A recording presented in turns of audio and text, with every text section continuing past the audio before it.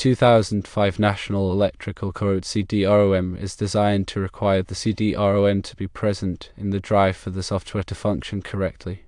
This is due to the software's dependence on specific files located on the CD-ROM. These files are essential for the program to execute its functions, including accessing the code articles, performing searches, and displaying the content. Without the CD-ROM in the drive, the software lacks access to these necessary files, preventing it from running. While attempting to copy the files from the CD-ROM to the hard drive might seem like a viable workaround, it is not guaranteed to succeed. The software's architecture and licensing restrictions may prevent it from functioning correctly even if the files are successfully copied. The software may be programmed to specifically check for the presence of the CD-ROM drive, or it may rely on certain file structures or registry entries that are not properly replicated when the files are copied. Even if the software appears to launch after copying the files, its functionality may be impaired, leading to errors, incomplete information, or unreliable search results. The most reliable way to use the 2005 National Electrical Code is to keep the CD-ROM in the drive while using the software. This ensures that the program has uninterrupted access to all required files, allowing it to run as intended. This approach minimizes the risk of errors and ensures the accuracy and completeness of the information displayed. It's important to understand the software's design and licensing restrictions to avoid potential problems and ensure proper usage. Always refer to the software's documentation for specific instructions and requirements. The National Electrical Code, or NEC, is a comprehensive set of standards and guidelines for the safe installation of electrical wiring and equipment. It is updated every 3 years by the National Fire Protection Association, or NFPA, and is widely adopted by jurisdictions across the United States. The NEC covers a wide range of electrical topics, including wiring methods, overcurrent protection, grounding, and equipment installation. It is essential for electricians, contractors, and other professionals in the electrical industry to be familiar with the NEC in order to ensure the safety of electrical systems. The NEC is divided into chapters, articles, and sections, each addressing specific aspects of electrical installations. Chapter 1 provides general requirements and definitions. Chapter 2 covers wiring and protection. Chapter 3 deals with wiring methods and materials. Chapter 4 focuses on equipment for general use. Chapter 5 addresses special occupancies. Chapter 6 covers special equipment. Chapter 7 deals with special conditions. Chapter 8 pertains to communications systems. Chapter 9 contains tables and examples. Within each chapter, articles provide more detailed requirements for specific topics. For example, Article 210 covers branch circuits, while Article 250 addresses grounding and bonding. Each article is further divided into sections, which provide specific rules and regulations. For example, Section 210.8 covers ground fault circuit interrupter protection for personnel, while Section 250.50 addresses grounding electrode systems. The NEC uses a numbering system to identify specific sections and requirements. This system allows users to quickly locate the relevant information for a particular electrical installation. For example, the requirement for GFCI protection in dwelling unit bathrooms can be found in Section 210.8 subsection paragraph 1. The NEC also includes numerous tables and examples to help users understand and apply the code requirements. These tables provide information on conductor ampacity, conduit fill, and other important electrical parameters. The examples illustrate how the code requirements apply to common electrical installation scenarios. When using the NEC, it is important to consult the most recent edition of the code. The NEC is updated every 3 years to reflect changes in technology and industry practices. Using an outdated edition of the code can lead to unsafe electrical installations. It is also important to consult with a qualified electrical inspector to ensure that electrical installations comply with the NEC and local regulations. Electrical inspectors are responsible for enforcing the NEC and ensuring that electrical installations are safe and code compliant. They can provide guidance on interpreting the code requirements and resolving any conflicts or ambiguities. The NEC is a complex and comprehensive document, and it can be challenging to understand and apply all of its requirements. However, by studying the code carefully and consulting with qualified professionals, electricians and contractors can ensure that electrical installations are safe and code compliant. Grounding and bonding are critical aspects of electrical safety. Grounding provides a low impedance path for fault current to return to the source, allowing overcurrent protective devices to operate and clear the fault. Bonding connects all metal parts of an electrical system together to create an equipotential plane, preventing voltage differences that could cause electric shock. Article 250 of the NEC covers the requirements for grounding and bonding. It specifies the types of grounding electrodes that are permitted, the methods for connecting grounding conductors, and the requirements for bonding metal parts. The grounding electrode system typically consists of one or more grounding electrodes, such as a ground rod, a metal water pipe, or a concrete encased electrode. These electrodes are connected to the grounding conductor, which runs back to the service equipment. The bonding system consists of bonding jumpers that connect all metal parts of the electrical system together, including metal conduits, metal enclosures, and metal equipment. These bonding jumpers ensure that all metal parts are at the same potential, reducing the risk of electric shock.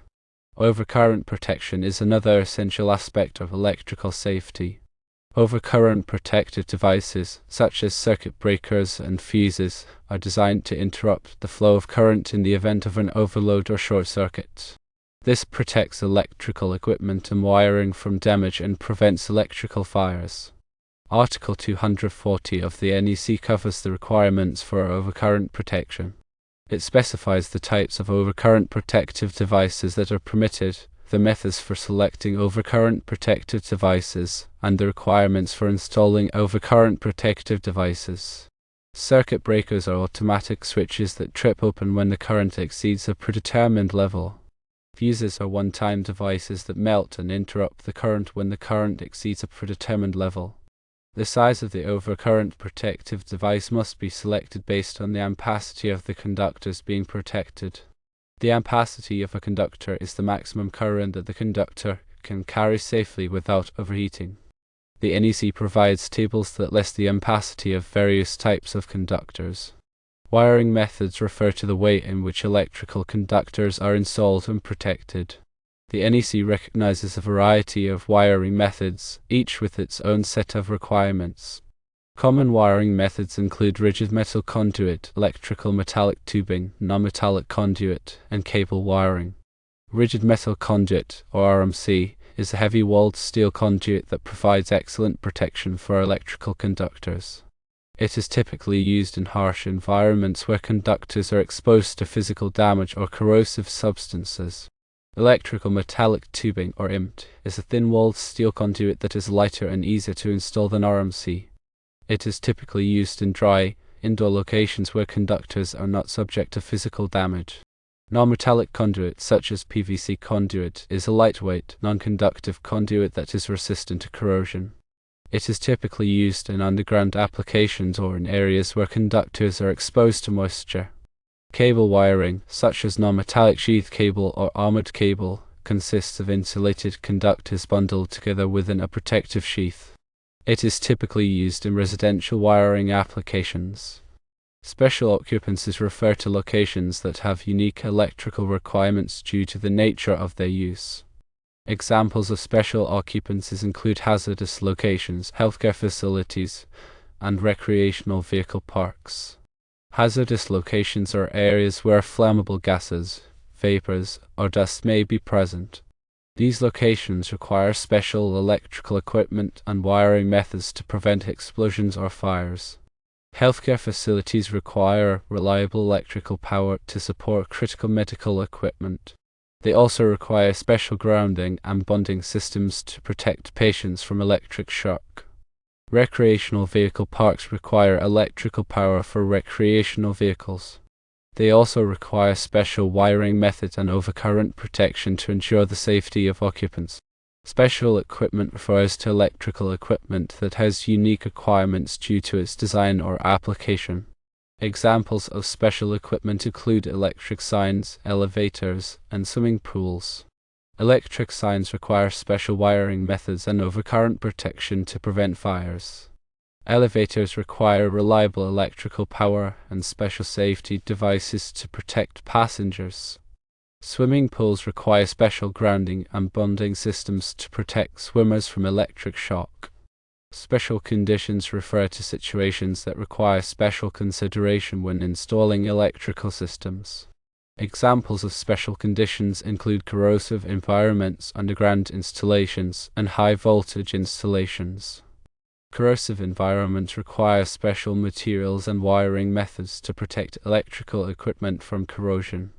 Underground installations require special wiring methods and protection to prevent damage from moisture and physical stress. High-voltage installations require special equipment and safety procedures to protect workers from electric shock. The National Electrical Code is a living document that is constantly evolving to reflect changes in technology and industry practices. It is essential for electricians, contractors, and other professionals in the electrical industry to stay up to date on the latest edition of the code in order to ensure the safety of electrical systems. The NEC is available for purchase from the National Fire Protection Association and other sources. It is also available online through subscription services. Continuing education courses and training programs are available to help electricians and contractors learn about the NEC and its requirements. By investing in education and training, electrical professionals can improve their skills and knowledge and ensure that they are providing safe and code-compliant electrical installations. The NEC is not a substitute for sound engineering judgment. It is important to consider the specific circumstances of each electrical installation and to apply the code requirements in a manner that is consistent with good engineering practice. In some cases, it may be necessary to exceed the minimum requirements of the code in order to ensure the safety and reliability of the electrical system. The NEC is a valuable tool for ensuring the safety of electrical systems, but it is not a substitute for careful planning, skilled workmanship, and a commitment to safety. By following the code requirements and using good engineering practice, electrical professionals can help to prevent electrical accidents and protect lives and property. Electrical safety is everyone's responsibility. By being aware of the hazards of electricity and taking precautions to prevent accidents, we can all help to create a safer environment for ourselves and others. Always follow the NEC requirements. Always use qualified electricians and contractors. Always inspect electrical systems regularly. Always report any electrical hazards to the appropriate authorities.